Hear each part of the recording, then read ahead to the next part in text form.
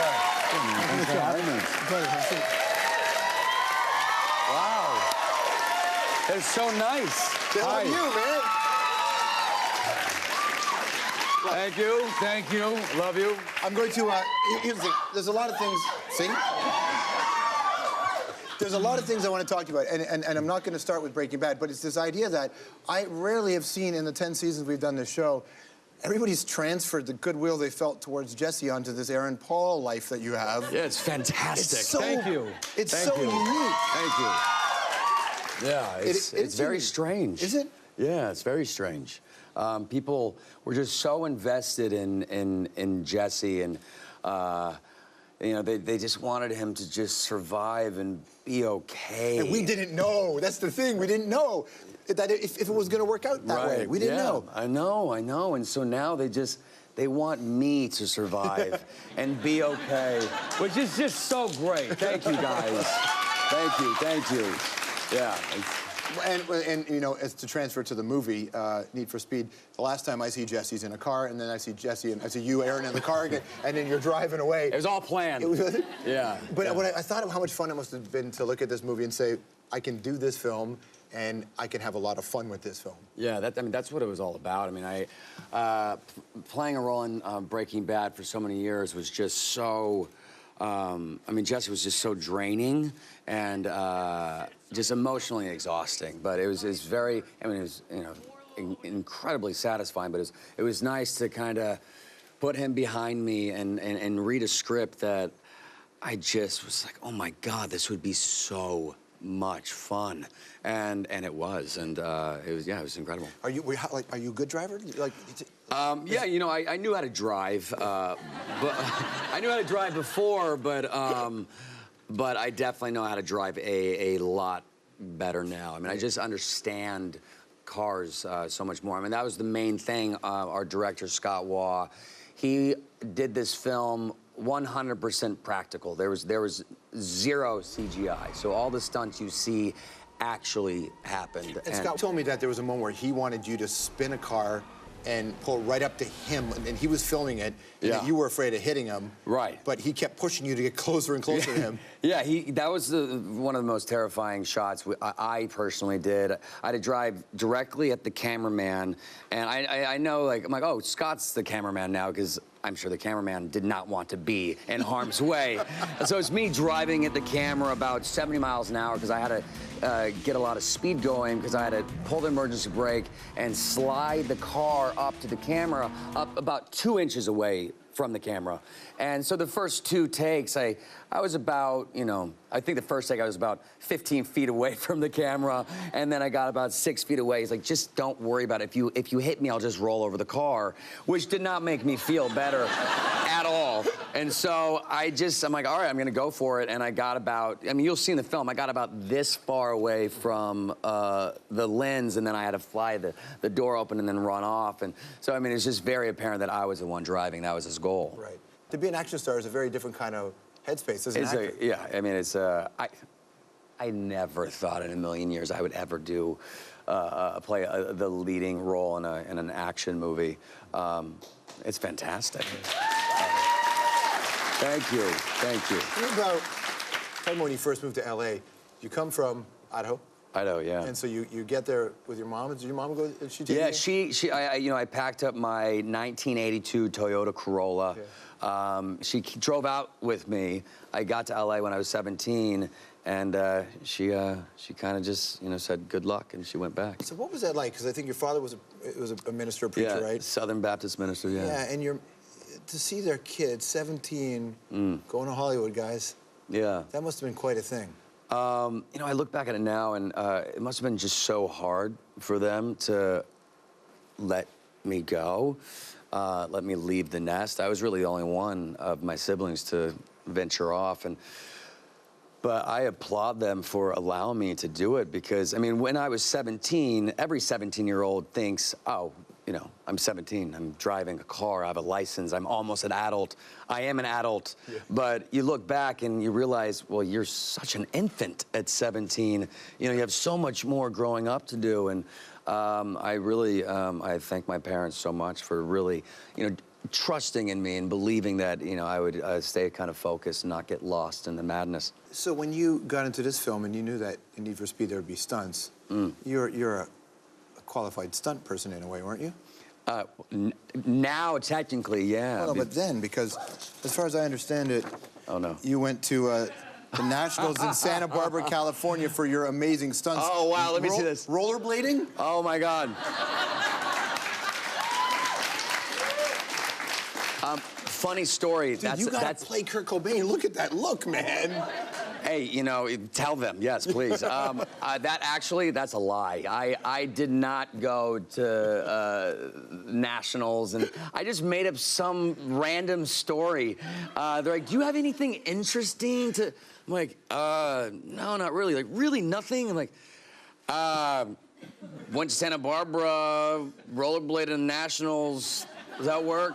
They're like, wow, that's amazing. I'm like, do you know how to rollerblade? Not really, no. I skateboarded as a kid. Yeah? Yeah. Watching the audience in the first screening of this movie was really funny to watch them relate to, and every time any character in the movie said the word bitch, they were waiting for you. And it got so weird, dude, that throughout the whole theater, whenever you said something, people filled in, bitch. People added it because they expected you to say. That makes me so happy. Was that, did you bring that to the story? No, honestly, it was, all of the bitches were scripted. Were they? There might have been maybe one or two improv bitches, but majority of them were all scripted, yeah. I've never seen that, man. Yeah, it's incredible what we've done to the word bitch. Yeah. Yeah, bitch. Yeah. See? Right? Yeah. Yeah, look, and there's lots of negative stuff for it, but somehow when you said it, it seemed harmless. I don't know how that happened. I know, it's just a whole different meaning. It has a whole different ring to it, yeah. It's initially when Breaking Bad, we first heard about it in Canada. We thought this show could never happen up here because it would be man gets diagnosed with cancer, man's hip covers it, show's over, right? Go Canada, you know? I mean, I love all things Canadian. I love Canada. But that show was interesting because it became a commentary on the corporatization of the medical industry. Right. Just maybe the breakdown of the medical industry for people, the influx of drugs into a neighborhood, that it became, people really took it to be a gigantic conversation on where certain parts of America were in the moment. It felt very of the moment. Yeah, it really did, yeah. And anybody in a small town could connect to that. Did you know that at the time that this is where it was going to go? I had not a clue, but you're absolutely right. It's just so unfortunate in the States that, I mean, some people just can't afford, first of all, insurance, let alone hospital bills, you know, and they can actually turn you away, which is just unreal, right? But that's what's so great about Canada, so. Stick around. More with Aaron Paul right after this.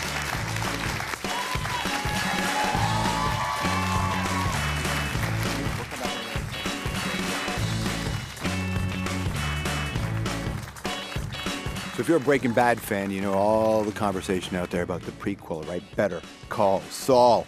Christ. Some people are immune to good advice. We'll find out what Aaron knows about it next.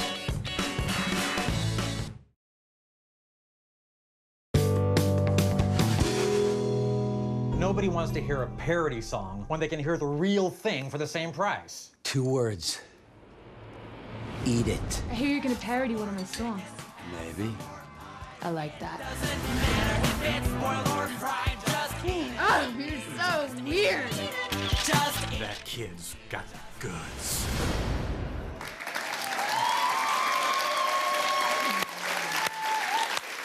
Yes. Weird Al. I gotta tell you, you need to go on Funny or Die and see Aaron play Weird Al. If you haven't seen that whole bit, it's kind of out of this world. Oh, it's hilarious. Olivia Wilde plays Madonna, and we have this tortured love affair, and Every time she yells at you, she goes like this. she's like, "Oh, stop it, stop it!" She's fantastic. Yeah. Are you in a position now where you can kind of plan how you want this to go? Because I've read that you said you're not a leading man, you're a character actor. Right. and that's a very conscious choice to be that guy. Yeah. But you have to go do that. Is that Yeah. something you really want to do, or do you say that just to keep people on their toes? No. That's something I really want to do. It's just, at least in my experience, I always tend to gravitate towards the more complex side of things, just complicated characters. Just because for me, it's just more interesting to play. Are you figuring stuff out about yourself when you're going into these places? Maybe, yeah. I always play such, not always, but didn't play such messed up individuals. But in my day-to-day, I'm such a happy guy. I'm happily married. I'm so unbelievably blessed. And Yeah, I lost the over-under bet on how long it would take in this interview for you to bring up your wife. And, right, usually you go there early. Usually, any sort of meeting I have or talk show, I always segue into, that reminds me, my wife is just so fantastic. But yeah, I'm so blessed. I'm so blessed, yeah. I want to talk about her for a second. Her name's Lauren. Okay, yeah. before you talk about her, let's Yeah. watch her. Oh, okay. Let's watch her. These experiences are deeply rooted within the hearts of females, and I know from my own experience, for anybody who knows me knows that I went through a very, very traumatic middle school experience. And those experiences have stuck with me to this day, and throughout the course of, well, not the course of my life, but the last 10 years or so, I've felt this need within me to do something about this problem. This is amazing.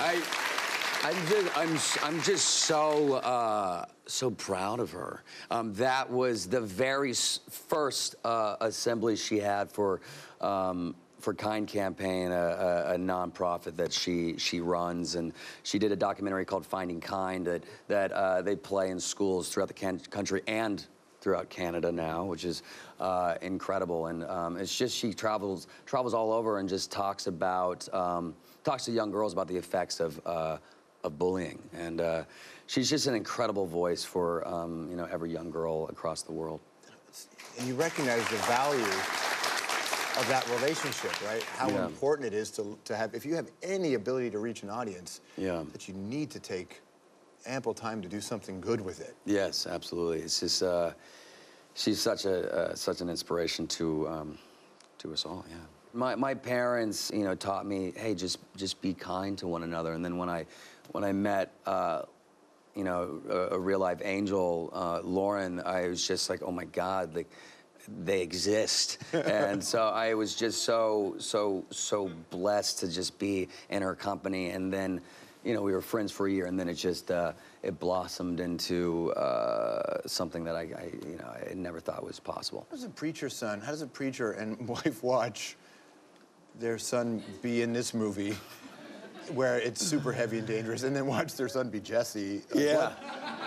I gotta say, my family has definitely always been supportive. I don't know if they've always loved everything that I've been a part of. Let me show you this. Let's go back, old school, just for fun. Oh, God. For fun. Oh, no. You a Satanist, Mike? Sure. You worship the devil? You even know what Satanism is? Educate us. The word Satan comes from ancient Hebrew. It just means opposer.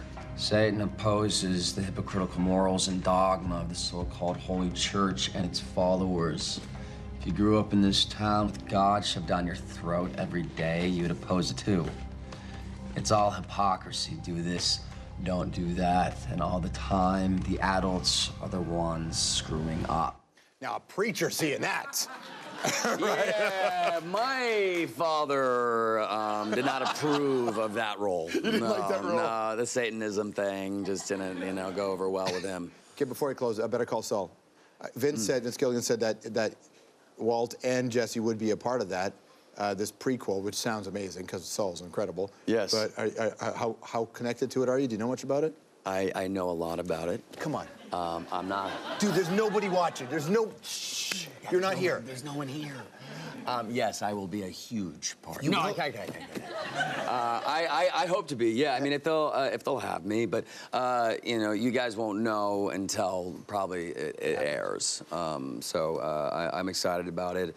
It's going to be great. They just announced that Jonathan Banks is going to be a series regular on it, which you know, Mike Ehrmantraut, if you guys were a fan of the show, the famous PI who died, they're going to bring him back from the dead, Nice. and yeah, it's going to be great. The prequel, there's so many opportunities. Yeah. What a pleasure to see you, man. Thanks for your Yeah. time. Thank you so much. Thank you, guys. Need for Speed opens March 14th. He's the star. We'll be right back.